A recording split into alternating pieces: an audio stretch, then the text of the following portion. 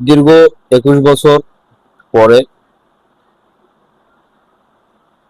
বাংলাদেশ অস্ট্রেলিয়াকে ওয়ানডেতে পরাজিত করছে, তাও আবার ঘরের মাঠে।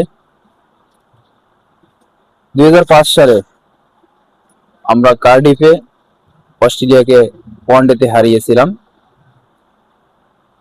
এবং 2026 সালে এসে মিরপুরে আমরা অস্ট্রেলিয়াকে ওয়ানডে প্রথম ম্যাচে তাদেরকে ডিএলএস মেথডে 86 রানে পরাজিত করে বাংলাদেশ টাইগাররা।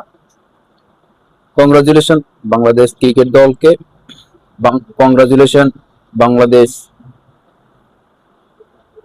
প্রত্যেকটা ক্রিকেটারকে।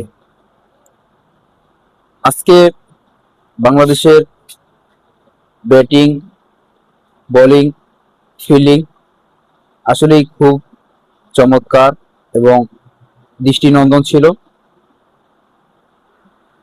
যেখানে বিশেষ করে নাহিদ রানা, তিনি এক কথা বলতে গেলে অস্ট্রেলিয়ার যে ব্যাটিং লাইন আপ একবারে একাই ধসিয়ে দিয়েছেন। তিনি নিয়েছেন 4টি উইকেট। তাসকিন আহমেদ ইনিংসের প্রথম ওভারের প্রথম বলেই তিনি উইকেট তুলে নেন এবং মোস্তাফিজুর রহমান দ্বিতীয় ওভারের দ্বিতীয় বলে উইকেট তুলে নেন। হাই হাই অস্ট্রেলিয়া, বাংলাদেশ বোলারদের সামনে এক কথায় বলতে গেলে তারা দিশেহারা এবং আত্মসমর্পণ করছে। বাংলাদেশ প্রথমে ব্যাটিং করে,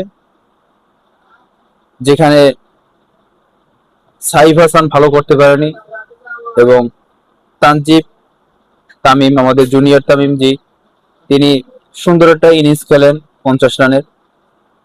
তার ইনিংস 50-এর বেশি লম্বা করতে পারেনি।